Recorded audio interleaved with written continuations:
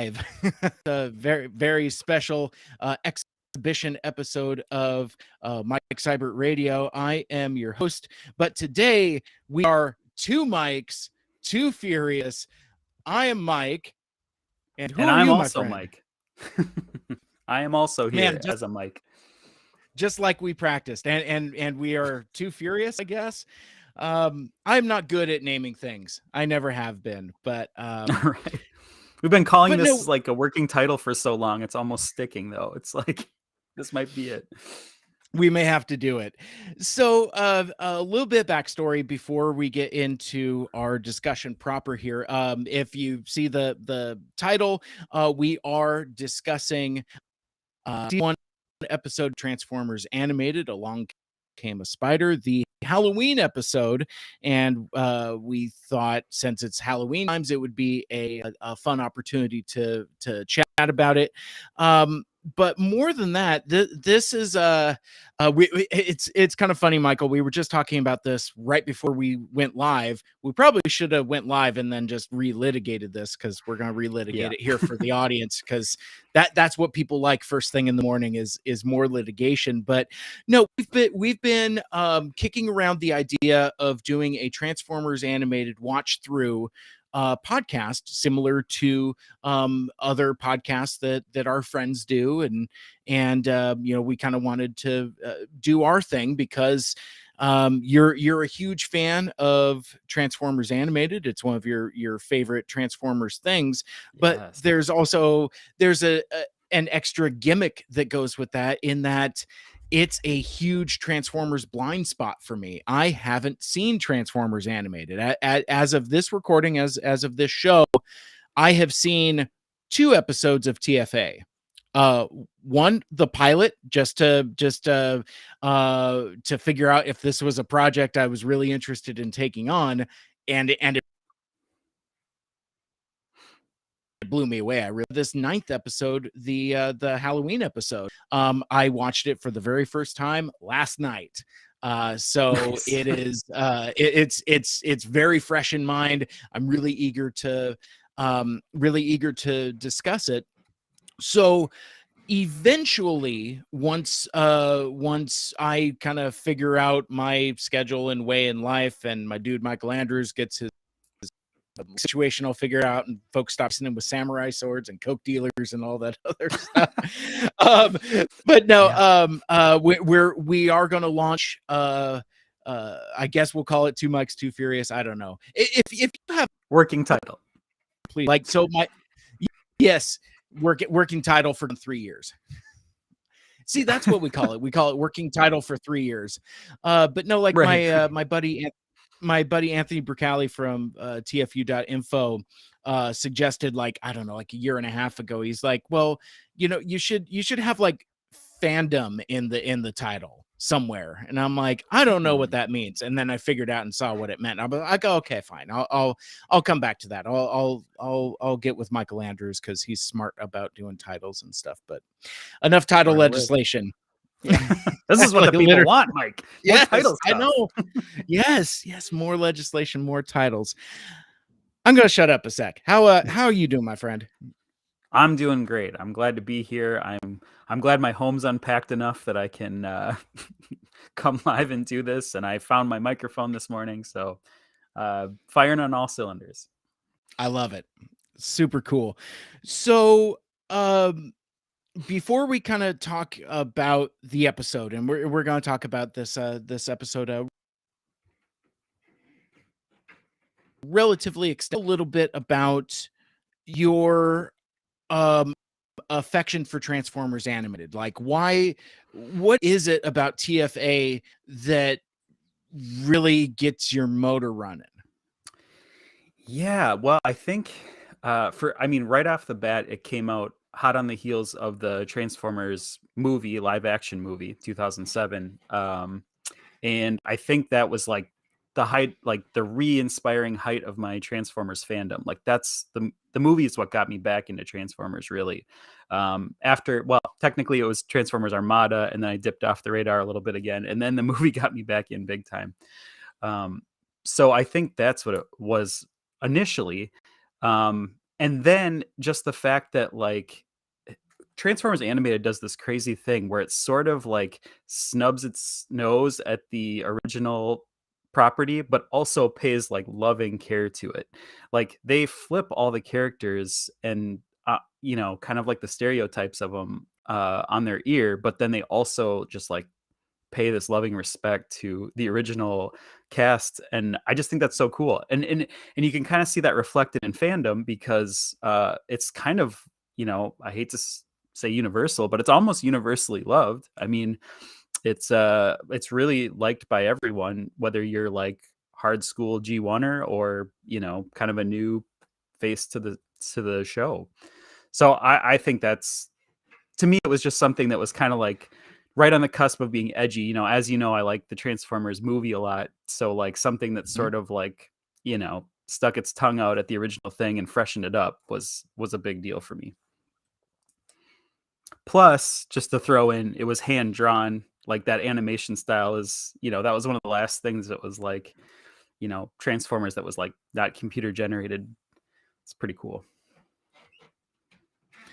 Yeah, well, and it's interesting because like two things on that.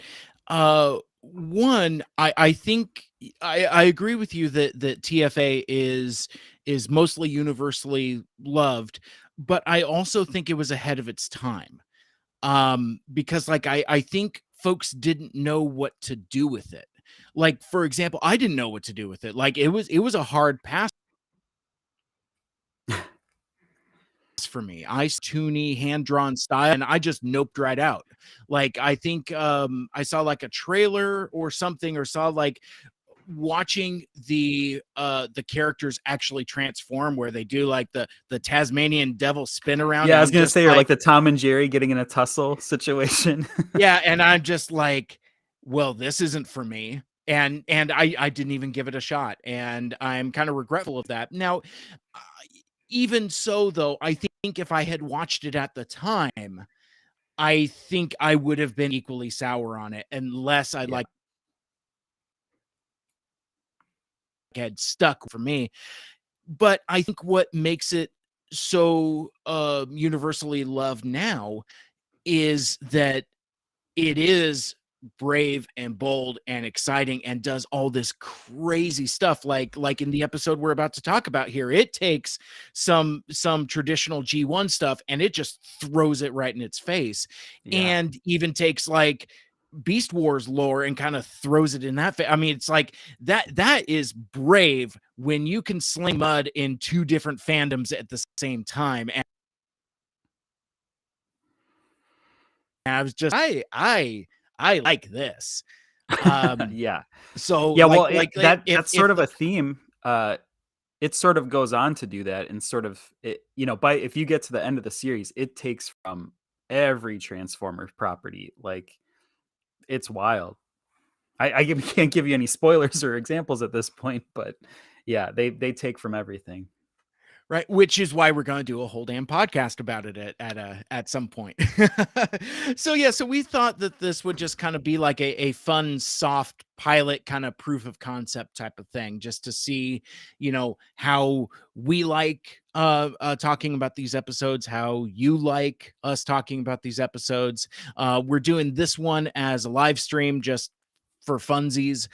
So if you want to jump in the chat and join us, we're on YouTube, Facebook, Twitter, and Twitch, and whatever the hell else I stream on. But so yeah,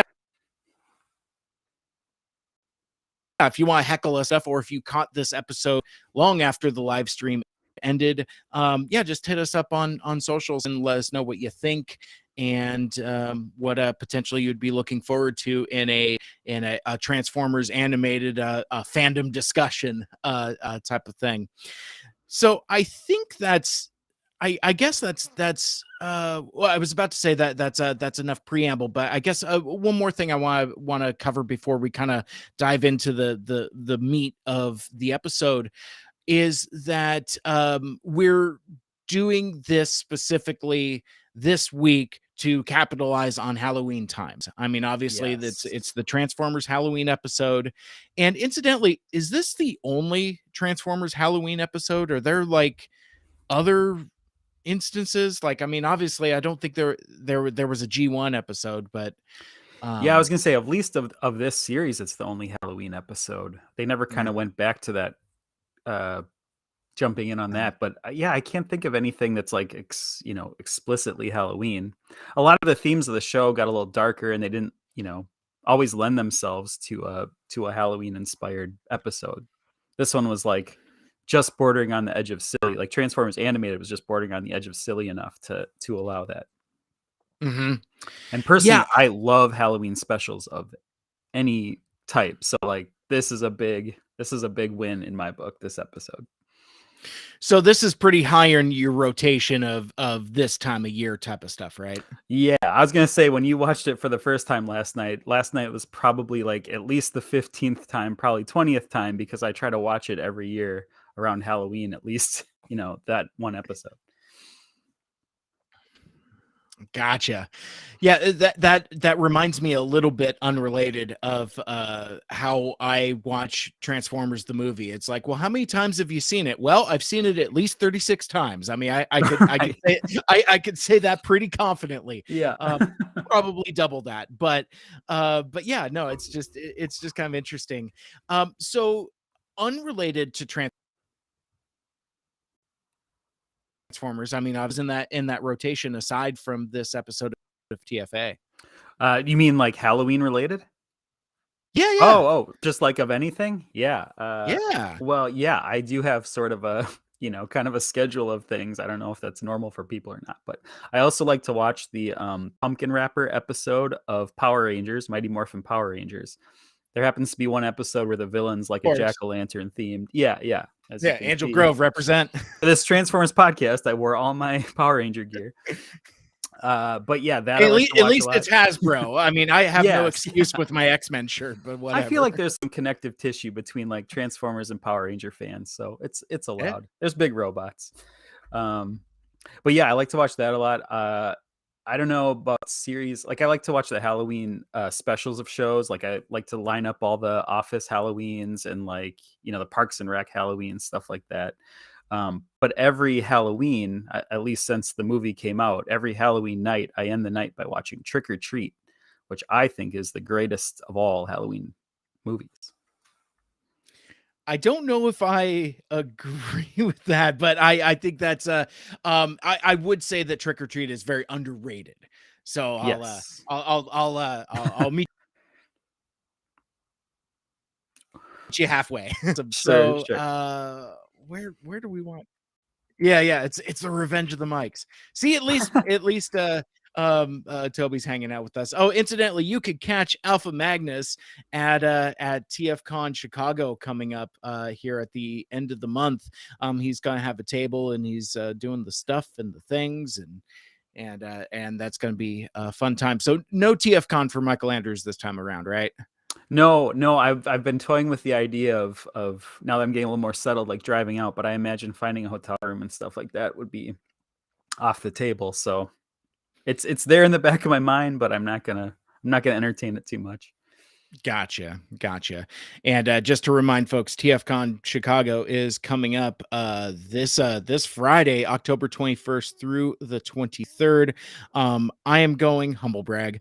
I'm going to be hanging out with the dudes from the Autopod Decepticast. I'm going to be hanging out with Alpha Magnus and Rub it in. yeah, and I don't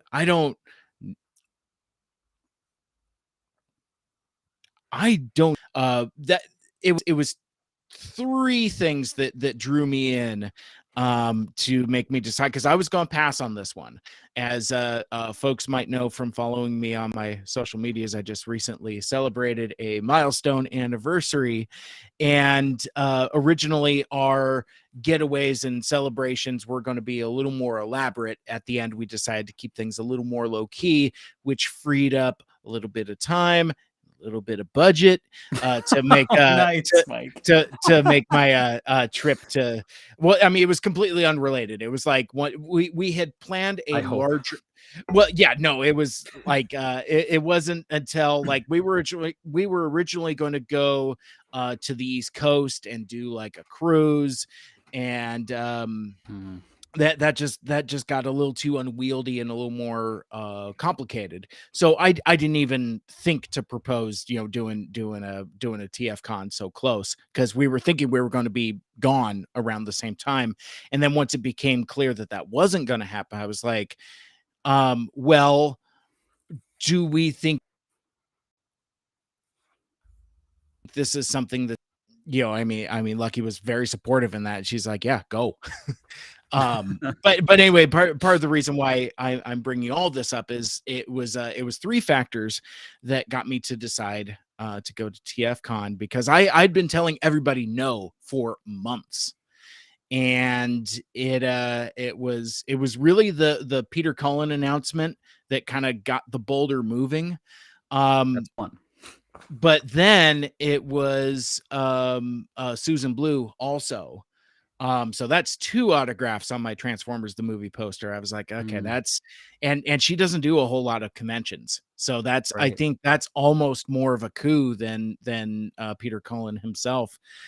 But more than that, it was just, friendship, just wanting to see folks and to hang Yeah. out, and quite frankly, Michael Andrews, that's part of the reason why I wanted to do this episode here with you, because I know I'm not going to see you next week at TFCon. So I wanted to Probably get my not.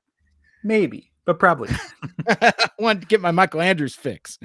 Uh, Um, if I can just say quick, TFCon Chicago is my favorite, and I have been to, at least the one that was in California, TFCon LA a few years ago. But mhm. TFCon Chicago around Halloween time is just something special, like nothing like it. And I love that I can drive to it, so that's a great road trip. Absolutely. And Alpha Magnus just threw in the chat also, I got yo Soundwave Ooh. packed. And then I immediately spent a third of it on a Masterpiece Soundwave that Toby's been hanging on to for some time. He's been well, and it's funny that this has been going on for probably about as long as we've been trying to plan Two Mics Too Furious, because it's like, hey man, do you got a Masterpiece Soundwave? I'm like, nah. I got one, but I think it's complete, but it's not complete. Yeah, I'm like, well, when you get it all complete, let me know. He's like, okay, well, I found some of his guns. Okay, cool. Well, let me know when okay, well, I found the tapes, and just recently, it's like he finally found the box for it. Oh. And he's like, I got the box. Oh, and I should say it's the Hasbro version of Masterpiece Soundwave. Oh. So it's more geared for box collectors like myself. Like it's a giant box, and it looks really cool, and it is going to look very, very cool in my display. But anyway, so finally he got everything completed and some extra stuff. He found like some KFC tapes and some other stuff too, and so Cool. finally it's just like, okay, cool, fine, An old I will. iTunes gift card that's almost complete, some nachos. A Threw it couple in there. AOL discs. Yeah. 30 All hours right. free, that's good. It's the best deal on the internet. All right. So enough grab ass. We've been doing 20 minutes of grab ass. Let's pop into this. So this is season 1, episode 9.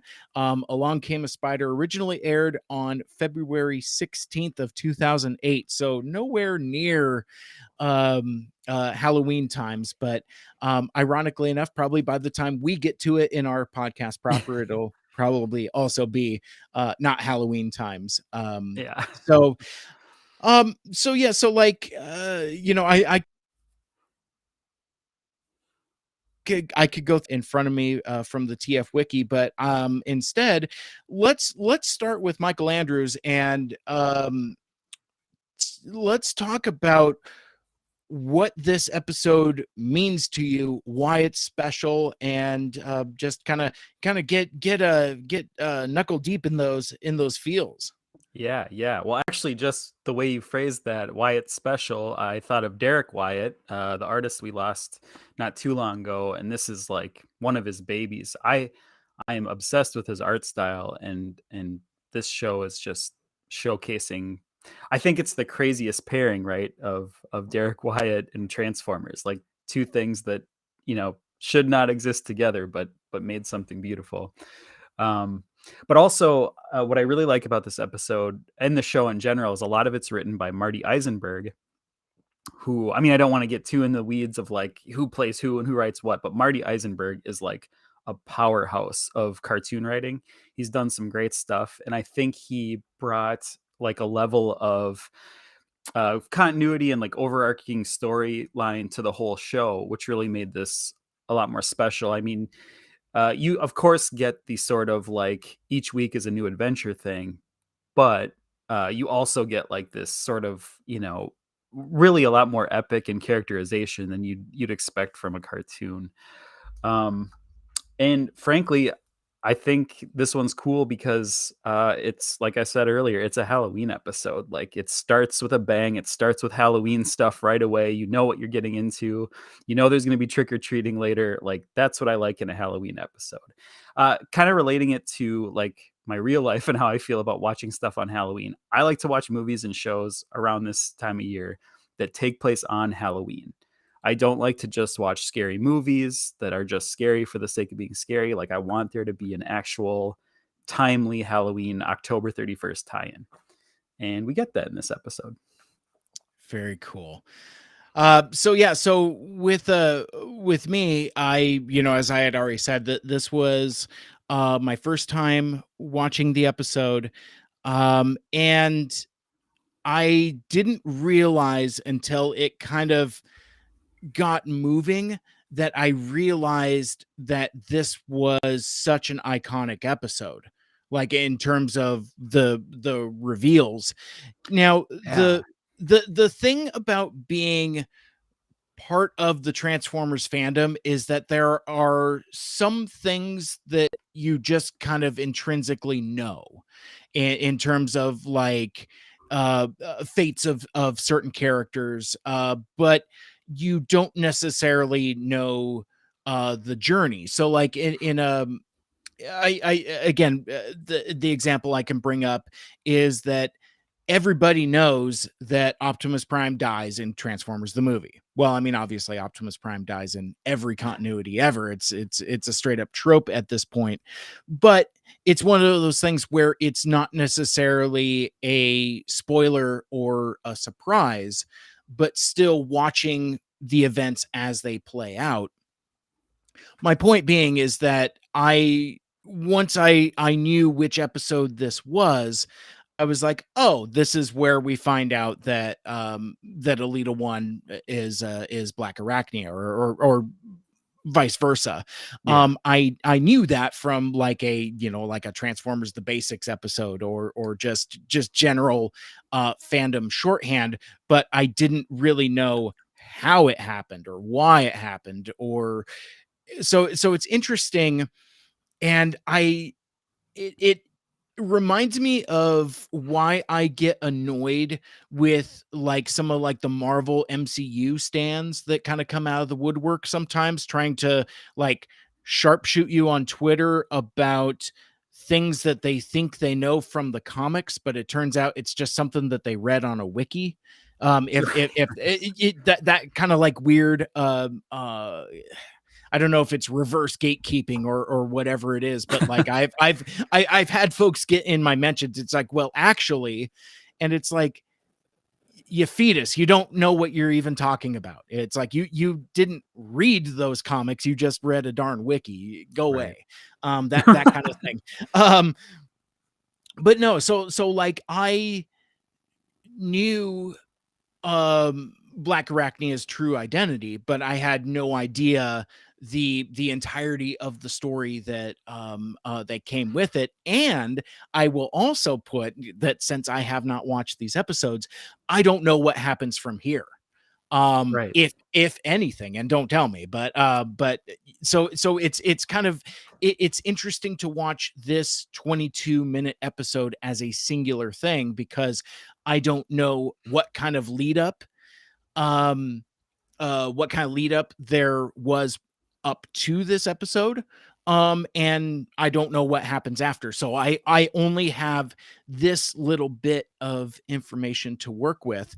But I thought it was a really great episode. I liked having a Halloween celebration as a framing device for the flashbacks. Like obviously um you have Sorry and the Autobots, getting ready to celebrate Halloween.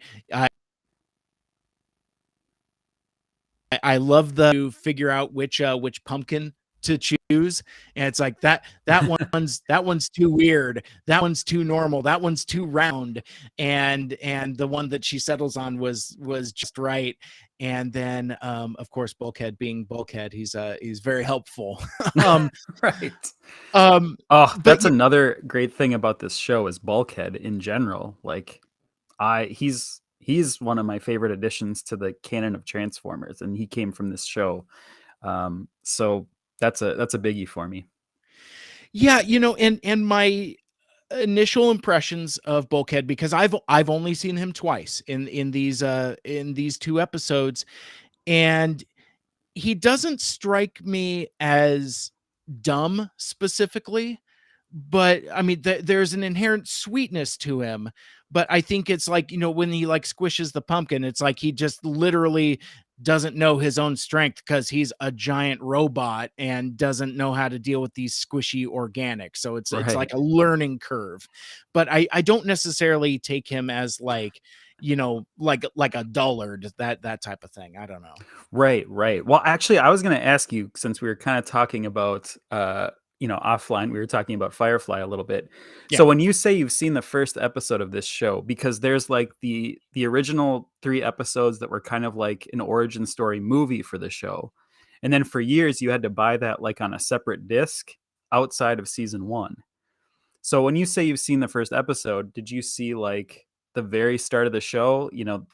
The when they were still sort of like grunt workers Yeah, back it on starts. Cybertron? Yeah, so it starts off with like the propaganda flashback, which is Yeah, basically yeah. like part of G1 basically. Right, right, right, And right. then it's Optimus and the crew working on the space bridge. Yeah. And So what else then happened it from that? goes through like 2 other arcs, and then it ends with them on Earth and their first big adventure on Earth. So have you at least seen See, like I Sorry before this episode? I don't think so. Because like I think the episode that I saw um ends with them crashing on Earth or being Oh. Yeah, so no I bec think you would have saw like the first of the 3-part arc. yeah, because I'm trying to remember how far I got, because like I remember seeing, and this was quite some time ago, so I'm not as sharp on it, but um I thought I remembered seeing Spike and Carly in their Oh, Transformers the movie outfits, yeah. but or more accurately their season 3 outfits, but I don't remember where that fits in. Like basically like time passes and it's the future or whatever. Yeah. But I want to say the last thing I saw was um Megatron's head, his severed head, and that was like a cliffhanger for it or something like that. I don't remember Oh, if I yeah. made so.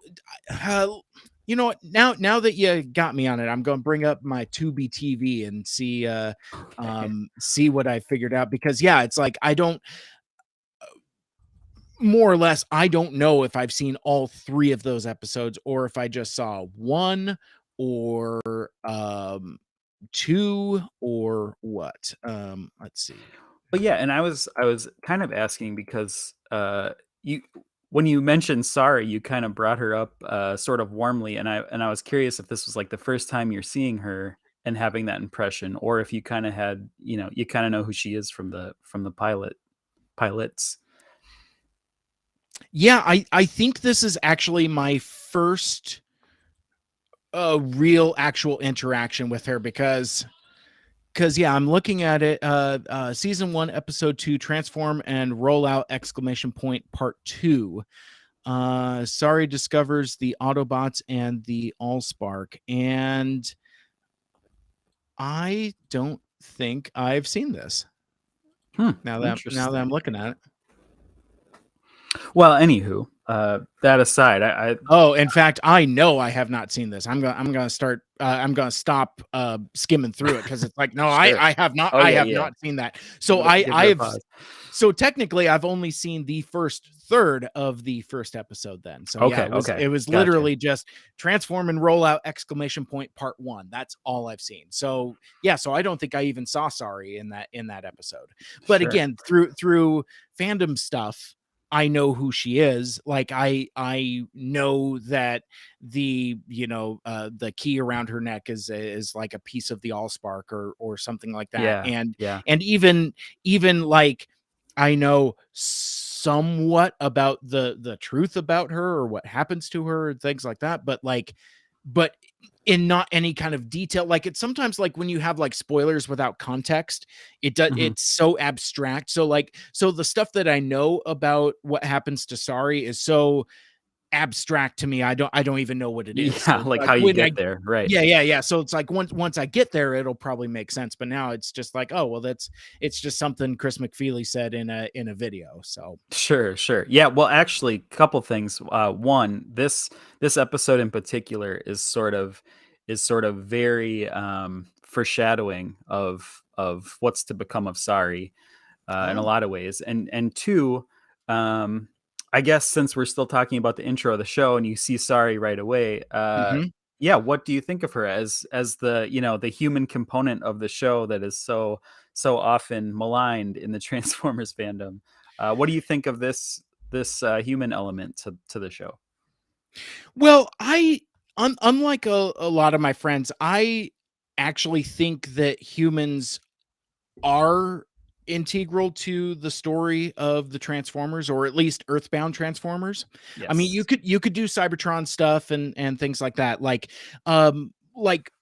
I think that folks that well, no, I don't want to malign anybody, but I I don't agree with the take of like, oh, I'd like an entire movie of the opening sequence of the Bumblebee movie.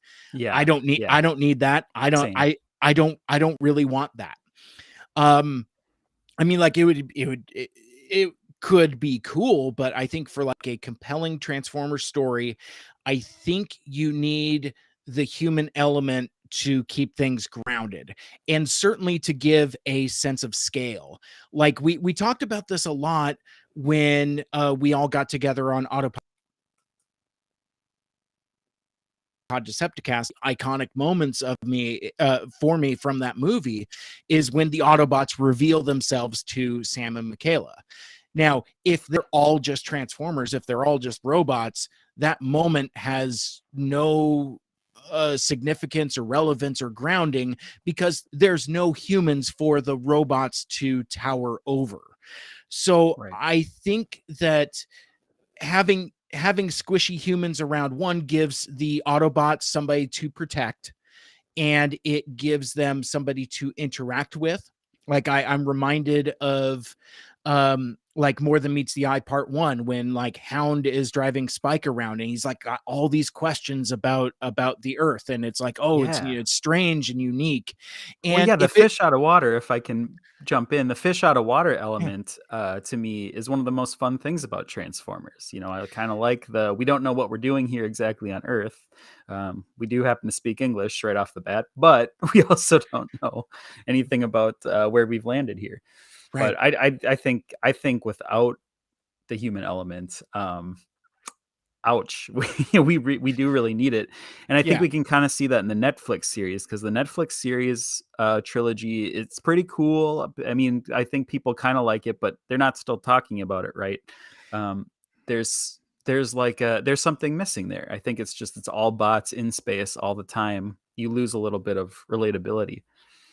Yeah, I agree, and I think I'll go even further with that take and say, like, if you want a whole movie of that Bumblebee opening sequence, go watch the Netflix show, because that's Yeah, what you're getting. pretty much. I was also going to say I really like Sari.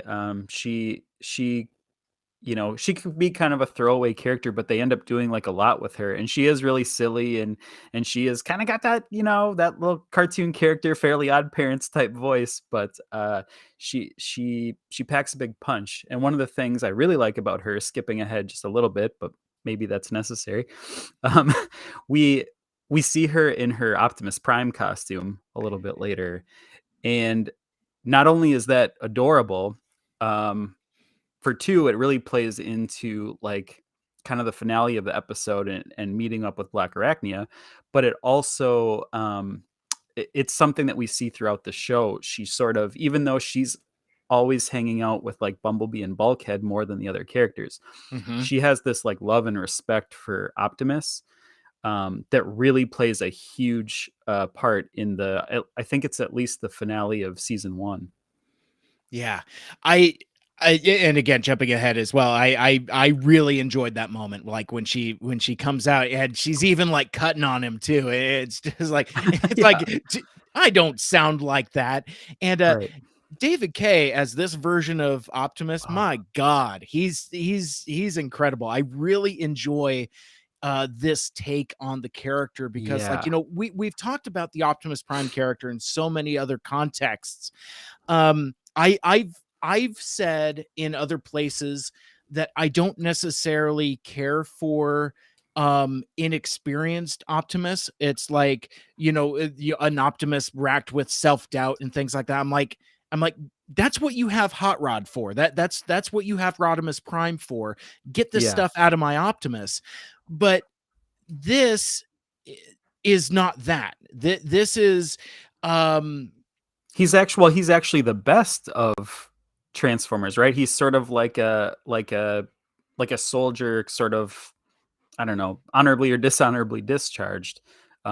He's still at the mhm. top of his game, but he's kind of been knocked down a few ranks.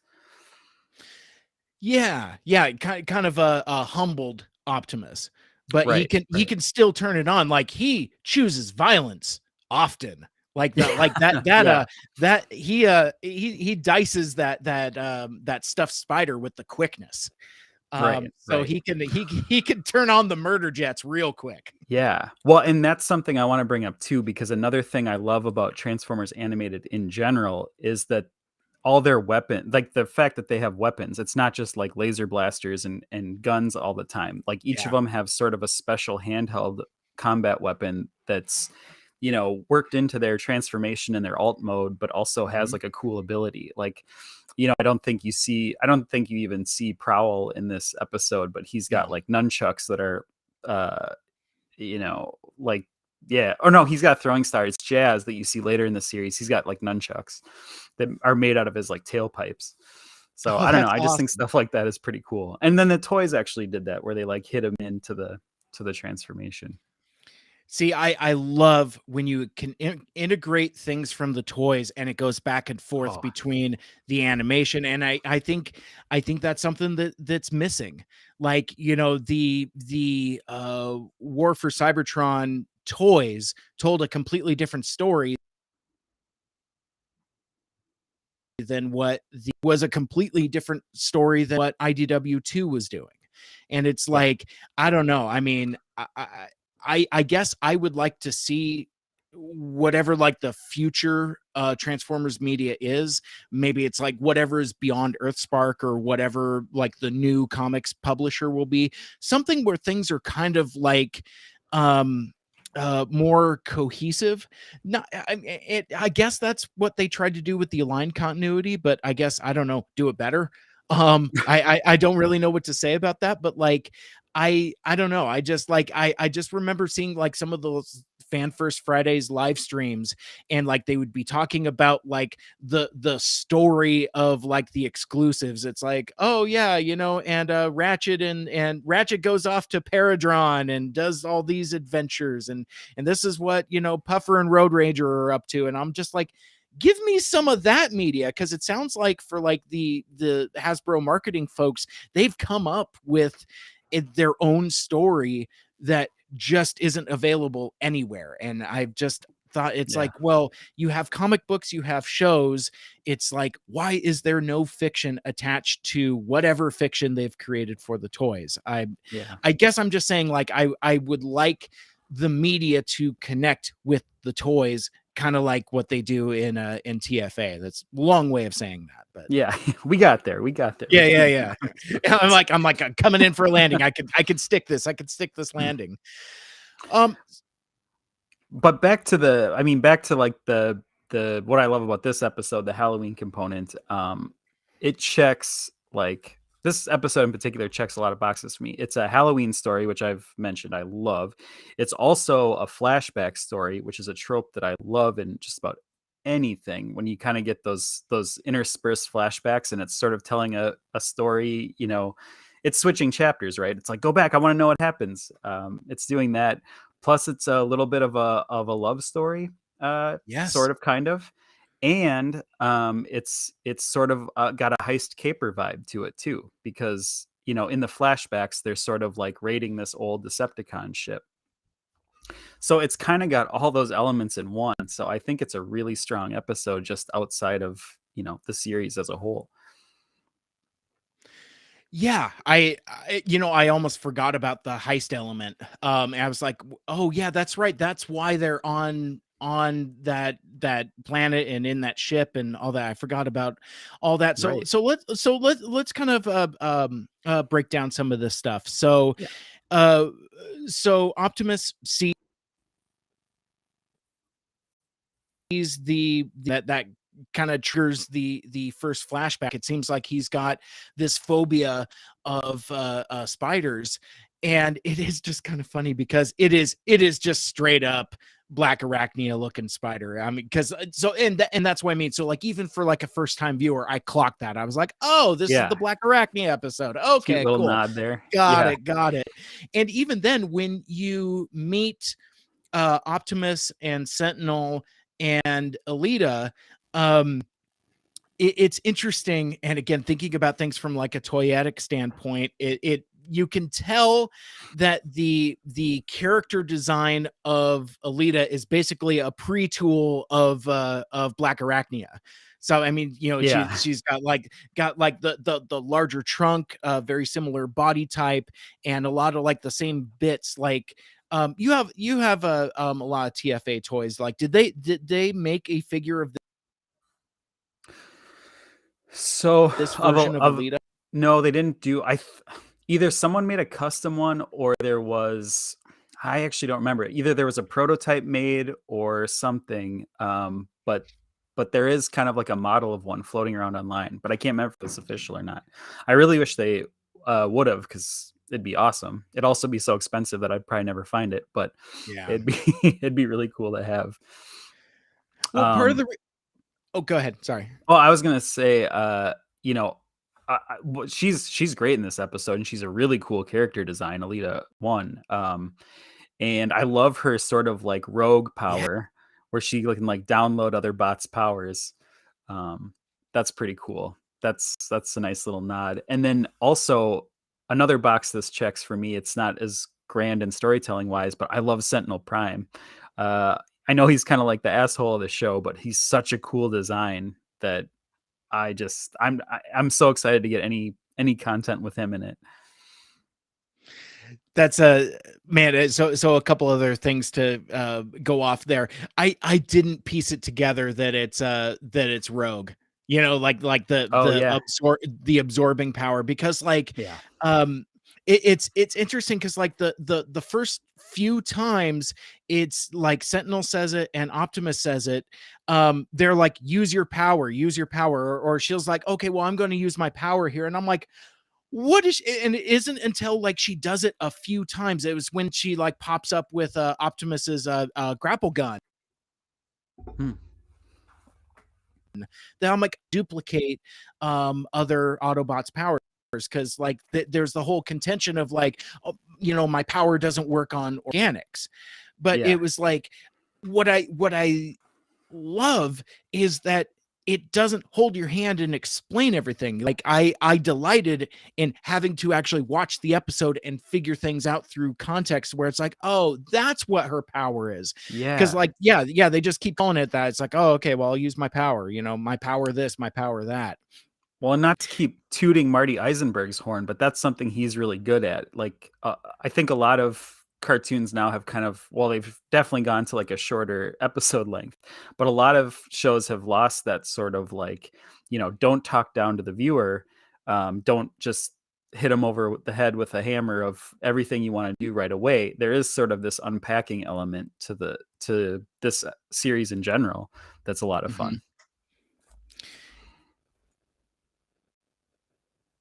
Yeah, absolutely.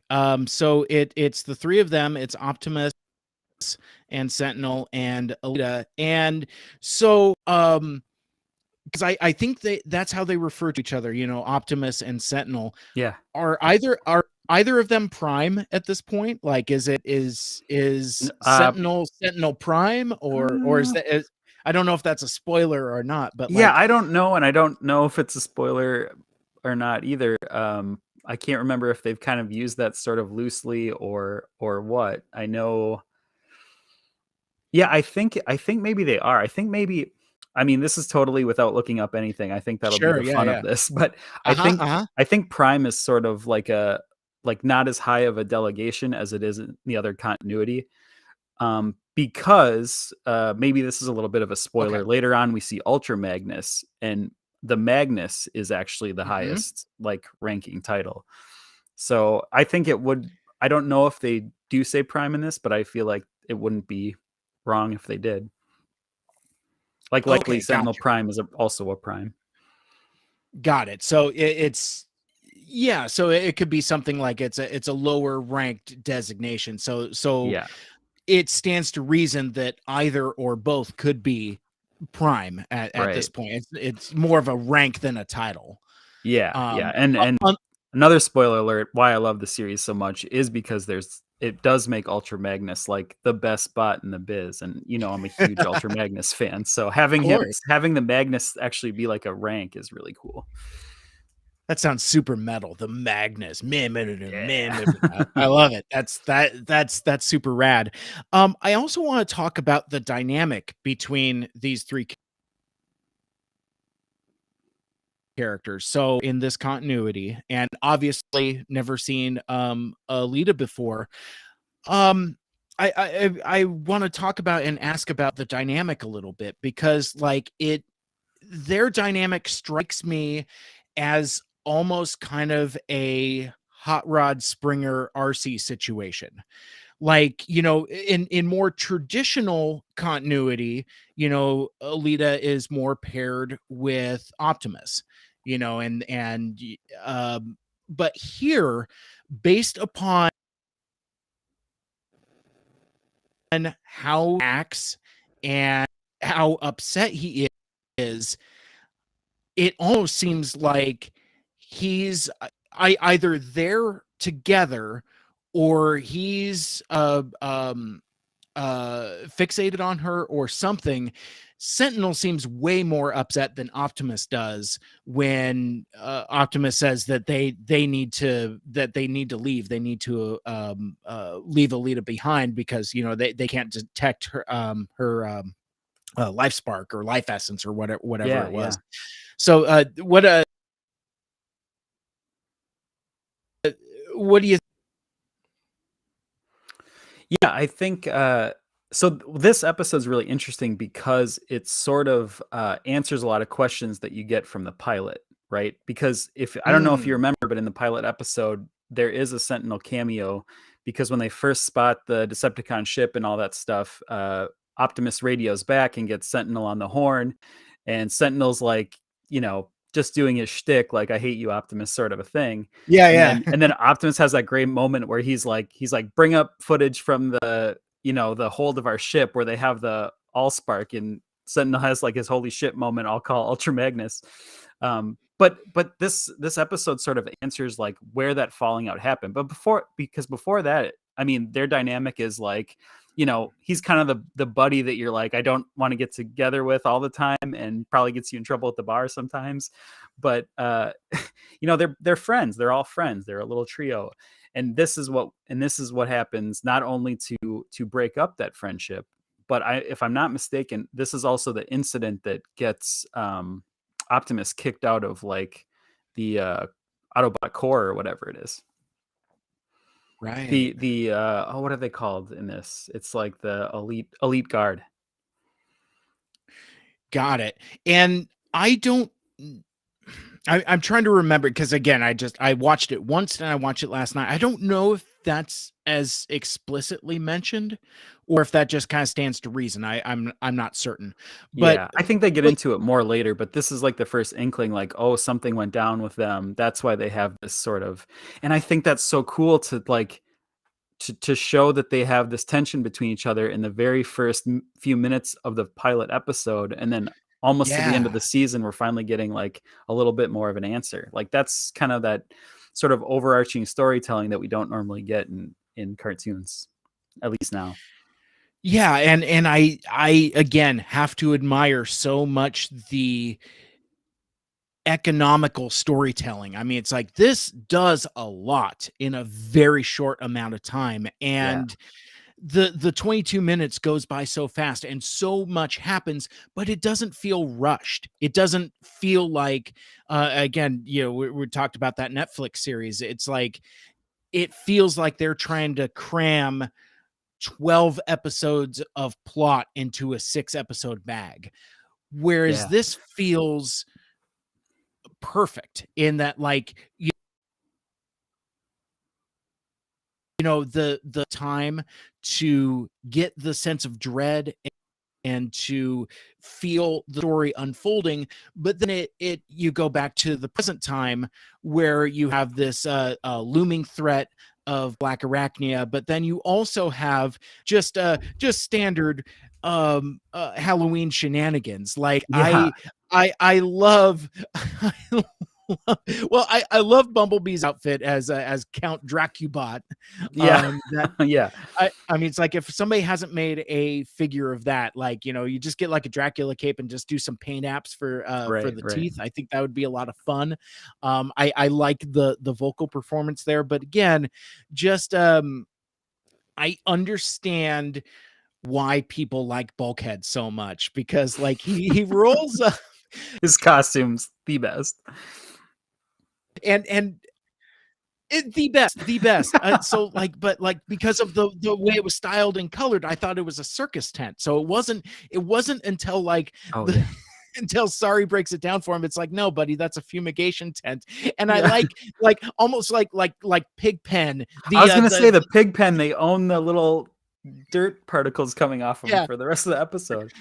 and presumably it's just raining bugs out of Yeah, him also. yeah, right. So it's a Pigpen cloud, and I'm sure if they did another cutaway shot, there would still be like roaches and stuff like falling Yeah, falling yeah, out of the exactly. tent, which um but no, so I like that it goes back and forth. But yeah, so I guess like, so we talked about like um we've seen that Optimus has this irrational fear of spiders, and everybody's picking on him about that. um you Well, get first of all, I the don't think there's such a thing as an irrational fear of spiders. They are yeah, fair very enough. scary. Everyone has the right to be rationally afraid of spiders. Maybe disproportionate is Yeah, yeah, yeah, yeah. is a better way to There describe we it, go. because again, it's like anytime he sees a spider, it triggers the flashback. It like, not in like those darn millennials, and Right, right, sparks right. off the flashback. Yeah, he has a very intense visceral reaction to it. Yeah, and they have this great moment where when they first kind of spot, maybe I'm skipping around a little bit, but when they have that great moment of like um Bumblebee sees the giant spider for the first time, and you're kind of something's going on, and then you find out that Optimus has been like listening in. I love that. Oh, And he's like, have you yeah. been listening to this the whole time? And then that's such a great moment because not only is this funny, but you're like, Optimus is sort of like, I was right, something's up. This isn't just a weird night where I'm remembering, things. Something's up, and he like rolls out and joins them. Like I really like that moment. Mhm. Yeah, it's Yeah, a yeah, it's that cool. and then, again, a great animation gag where you have Bumblebee zipping all over, Bulkhead's just massive size, and I like what you can do with, Bumblebee being such a small character and Bulkhead being such a large character. You can play around with that, and I Yeah, thought that was really fun, and I think it's little moments like that that, again, kind of, um indicate to me why folks think this series is so special, because you can't do stuff like that in a Netflix show, just yep, little bits of visual humor. yeah. And it's, I mean, and it's fun, and Because and you have there's those levity. CGI models, right? You can only do so much with them. They're sort of, they're really taking up space in their virtual environment, and you can't do everything that you can do with hand drawn. To the point where they literally can't transform. There Yeah. there's I mean, it's so frustrating as an audience member to hear the creators of the show saying, yeah, there isn't a lot of transforming in there because it would be too expensive to animate that model Yeah. transforming. It's like, it's it's literally the thing they're supposed to do. It's kind of like you had one job. Yeah. And Yeah.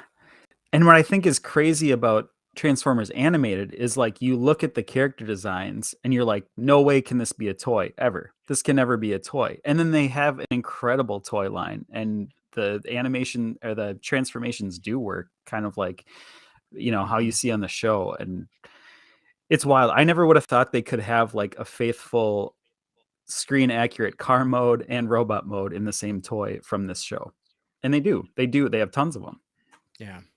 Yeah, I mean, it's so crazy because, like, for, like, how stylized the character designs are, it's like, how are you gonna make that into a truck? And Yeah. yet it works. It's pretty spectacular, Yeah. the trick that they were able to pull off there.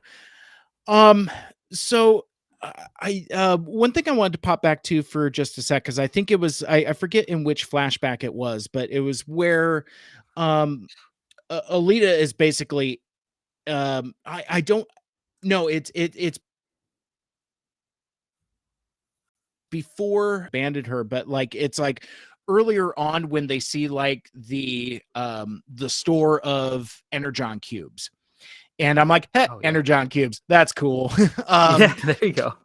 And I'm like, yeah, yeah, toss something my way. But like when the hatchlings start to come out of the eggs and they're Oh getting yeah. overrun, I Full aliens. literally, yeah. I Yeah. mean, like, they spawn the same way, and there's even like some similar sound design, same sound that the Predator makes. Very, very, very similar. Totally. Um, but one of the things that I clocked, and I don't know the implications of the mythology of it, but at one point when Optimus and Alita are fighting these spiders, you see the Black Arachnia helmet sitting on the floor of the cave. Yeah. And I saw that, and again, I knew, basically, once I knew what was going to happen, I knew what had happened, but I still don't know if I understood what the significance was of seeing that, and then how that happening to Alita when she fully transforms into Black Arachnia. I wonder if she, like, because when she tries to use the Allspark on herself to purge the Organic organic matter. Yeah. Yeah, and it doesn't work because it's so intertwined into her being now that, you know, she can't live Which without, is a heartbreaking moment, by the way. Like, oh, yeah. suddenly she's not the bad guy anymore, and you're just like, "Oh, bummer." Like, bummer. I you know, I got a thing for sympathetic villains in an animated series. I Yeah. think the Batman animated series version of Mr. Freeze has probably Mhm. got to be like in my top tier of favorite Oh, characters. That specific version, especially with like that vocal delivery from Michael and Sarah, it's just like it's both yeah. menacing and heart-wrenching at the same time. You know, it's like it would move me to shed. You know, it's just Well, it's so good. And there's and I another get a character coming up in this show that you'll probably like a lot then. I won't give much more away than that, but, awesome. yeah, there's I a little nod to that. I love a tragic villain. I love a misunderstood villain. But I really like this version of Black Arachnia because there are hints and elements of kind of like the more femme fatale version that we got in Beast Wars. Like Mhm. certainly in her vocal delivery, it's very there's a sultriness to it. There's a dare I say sexiness to it, like a seductiveness to it when she's talking to Optimus. But when you step back a little bit, it's almost like it's um I like the Black Arachnia persona is something that this version of Alyssa steps into. Yes. You see her shift and change a few times, and then obviously with the straight up Batman Returns ending, like, you know, it's like you see the moon, and I'm like, oh, that's Batman Returns. Yeah. That's so awesome. So it's like I love that they're kind of establishing this Batman Catwoman type dichotomy between Absolutely, absolutely. Yeah, and I love, like, to your point, yeah, the Black Arachnia sort of, character just drops off of her when she's having her, like, the transformation's not working thing, and then you see that moment of Alita 1 again, and it's like, "Oh, yeah, this voice actor really is playing, like, 2 characters in 1." And that's really cool that they went there.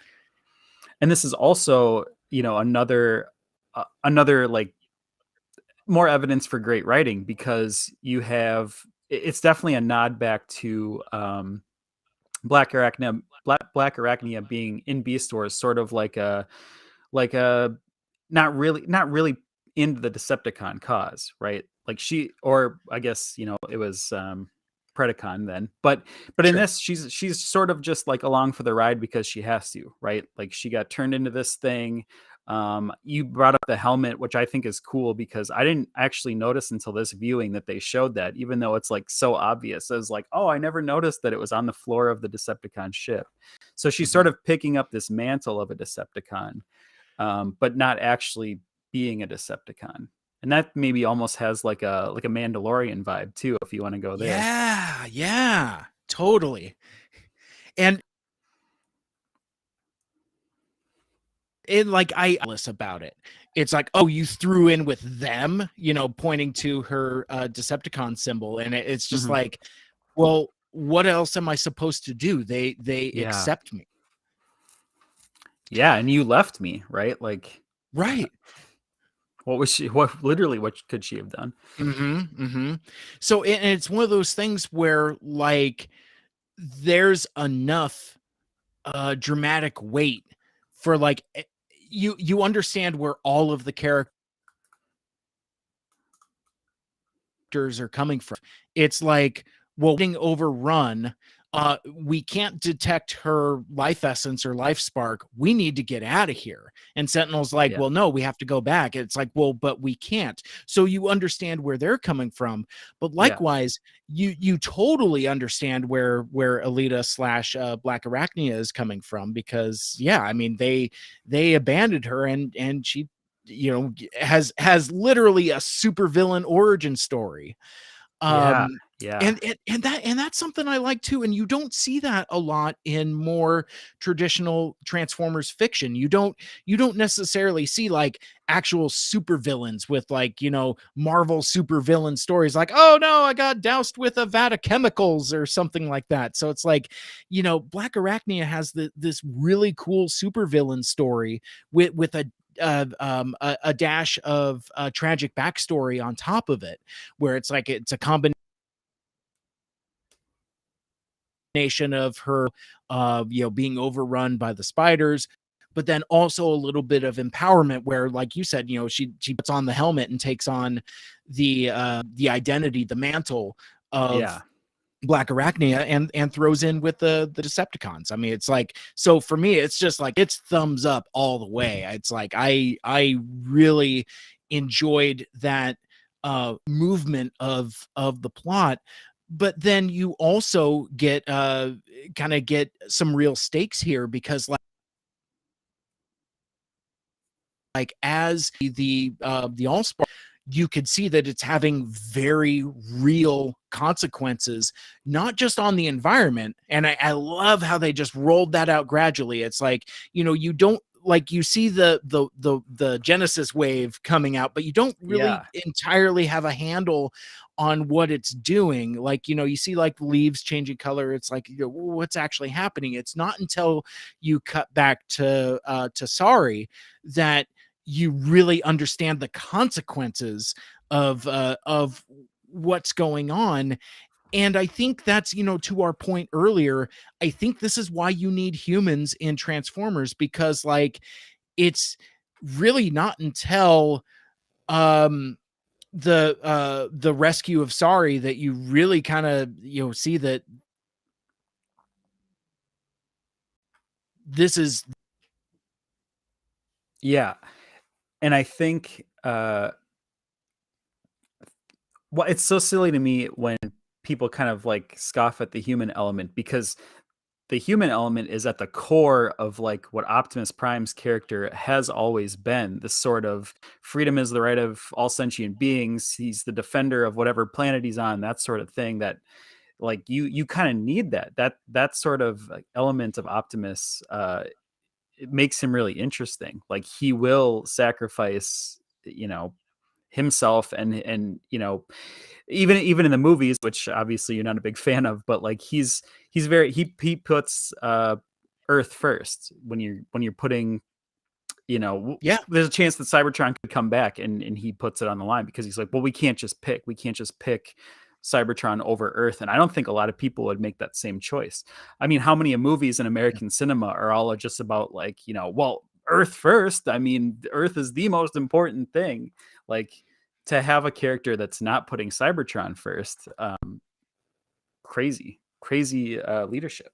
And so to not have that play off of like, well, putting him on another planet with another species, and but who is Optimus then, really? Right. And like you said, that's been part of the DNA and pretty much every iteration from jump. Yeah, that's We his have to playbook. protect the humans. I mean, even in the IDW comic books, like in IDW 1, at the tail end of that, he annexes Earth for its protection. Yeah. So it's like about, he even literally says, like in the live action movie a number of times, we have to protect the humans. Right. So yeah, I mean, I like that that's true to that. Sure. Um, And so talking about Sari's transformation, or like the I don't know, the aging ray or whatever you want to call it. That's cool for a couple of reasons. One, like you said, it shows like the real ramifications of this war on this planet. But also it's another moment to put like a throwback or a nod to transform or it's not transformers, like horror movies in general, right? We got a little split second of like an aliens type thing with the spiders eggs hatching, and now we're getting sort of like a zombie like corpse type of a thing that's happening. So they are sort of smartly putting little like horror Halloween elements into this Halloween episode.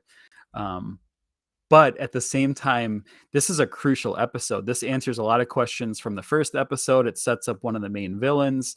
It could have just been a throwaway trick or treating type thing, and instead we're getting like a really meaty story out of the Halloween special. Mhm. Yeah, and then, but you also get that as well. Like, you get the zany costumes, you get Yeah. the payoff of the trick or treating and stuff like that too. Right, And right. again, again, bouncing back and forth, you get, um, Sorry's Optimus costume, and I mean, again, Yeah. what a fun moment. And I forgot to mention this earlier, but like um so okay, so that's like a year after the movie. I thought it knocked me out of my seat when Sorry says, in a mocking Optimus voice, transform and roll out. First of Yeah. all, because like, one, that's the line, but I was like, wait a sec, is this not in the era when we can't be saying that anymore? Because like, Oh. well, and I mean, I guess to speak on that briefly, it's almost become like a joke, a meme almost in the fandom, where basically Hasbro has tried to um have folks that make media kind of move away from transform as a verb, thinking that Mm. it weakens the brand. So Hmm. you lose stuff like transform and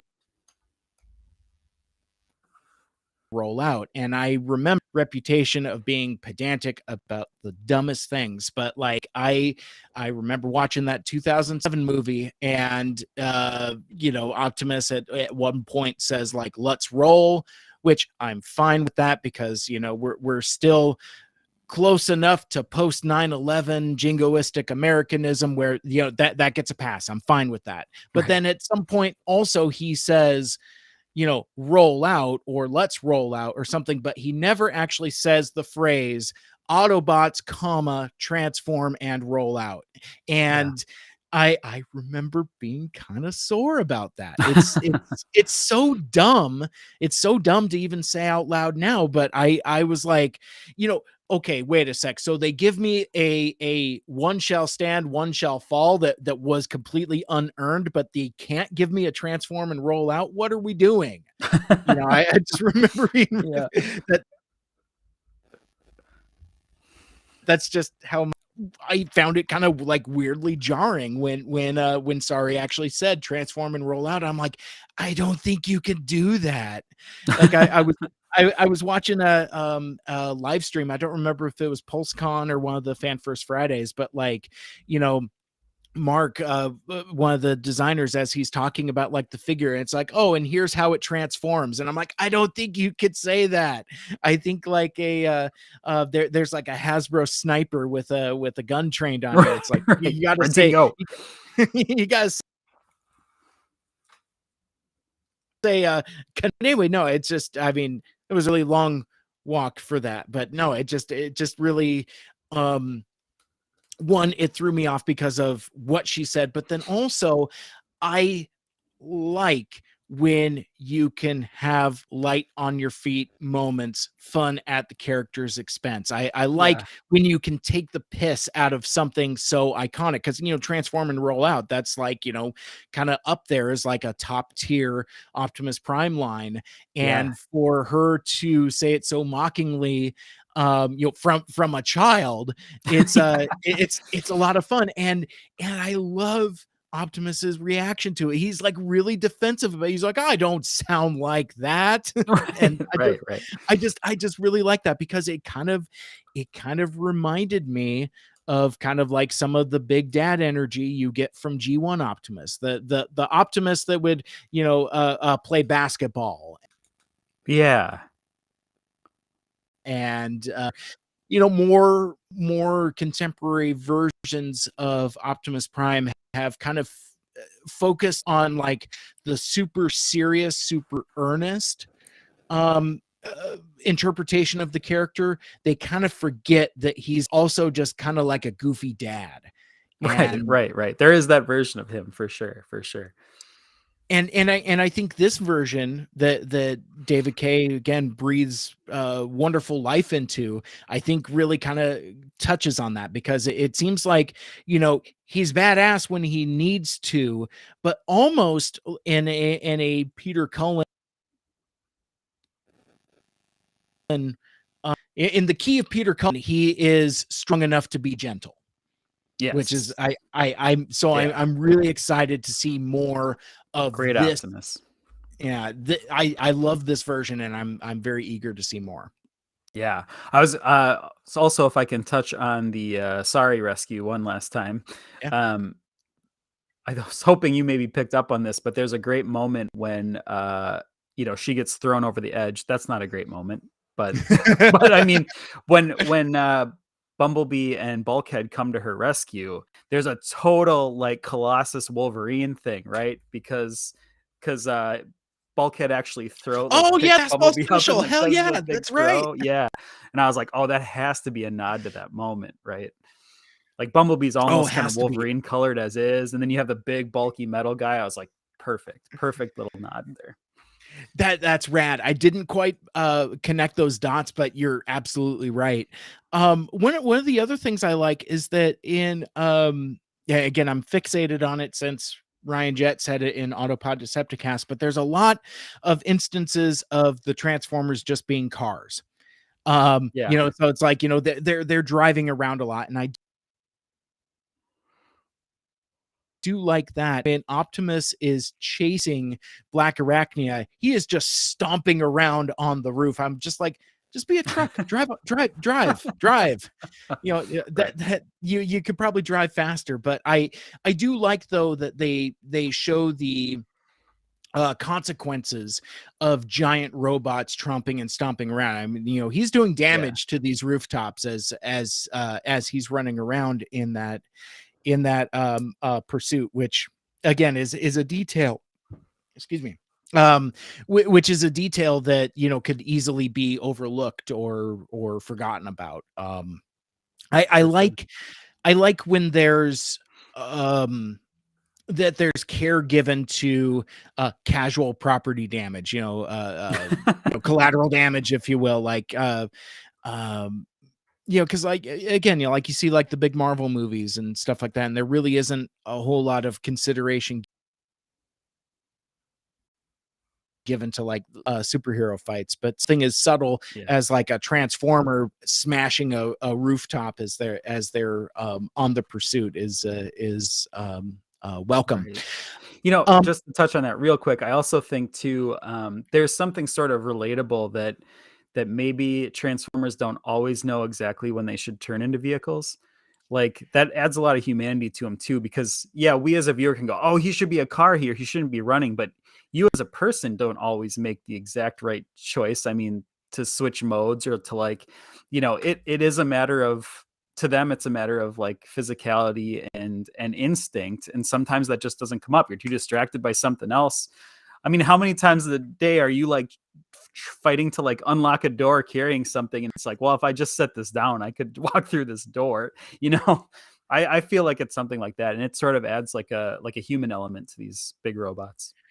I love that, because I wonder at so like it might not be as apparent, especially like in an intense emotional moment like that, where it's like, okay, well, I need to chase this character down and figure out what's going on. Yeah, I really like that. totally. um One other random thing, and I totally skipped missing this earlier. It's kind of a rose and a thorn situation there, because like um I wasn't quite feeling it when Black Bumblebee and Bulkhead. It kind of struck me as a little Loki pokey stick, like Loki in the Avengers with his mind staff, like you're a bad guy now. Oh, Um yeah. but that was just a dumb hang up that I had. It was fine, but one of the things that I really loved, it's just a little bit of sound design, but like when Sari is trying to wake Bulkhead up using the Allspark, you can hear the engine turning over. I thought that was cool because I don't know if I've heard an actual starter motor when trying to reignite a transformer before. I Yeah. thought that was really cool. Yeah, that was pretty cool. I think they actually do that in the fourth live action movie. When you see sort of the beat up Optimus at the start of the movie, when he coughs, it's almost like a car turning over a little bit. They That's kind of worked right. that in. I always thought that was pretty clever.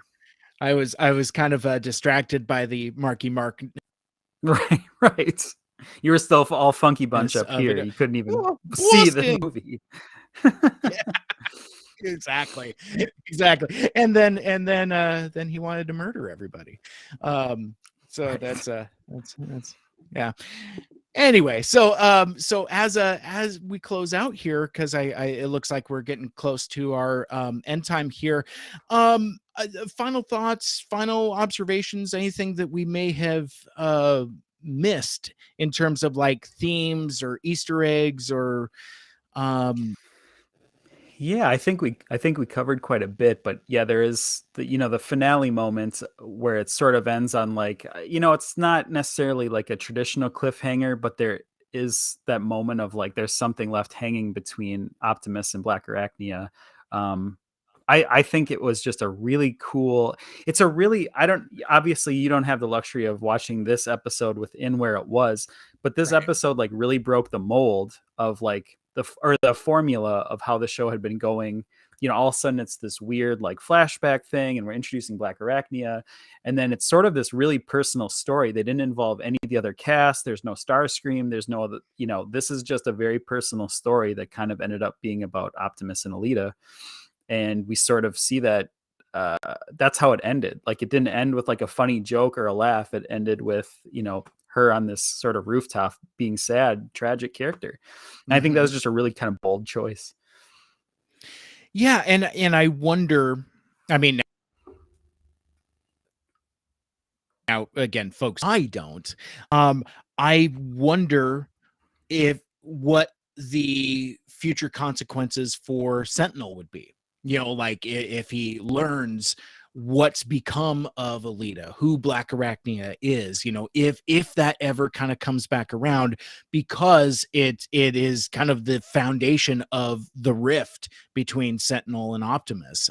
Yeah. That would be interesting to kind of Well, it's good to pull. know. It might be put you at ease to know. I was wondering that myself. That's something that rewatching this, I'll be really excited to see, because I honestly don't remember where that landed. So I'd like to see if that plays out as well.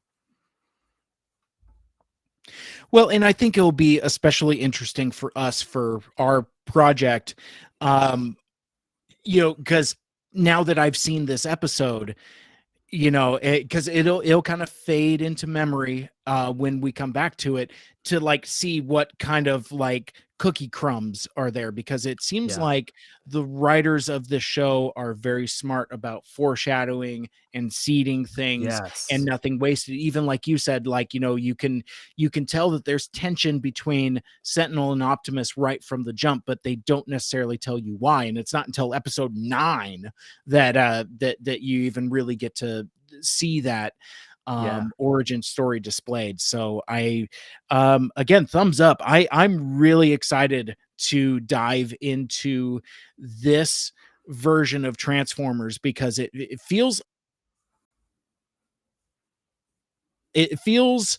that we're kind of going through a phase of G1 fatigue.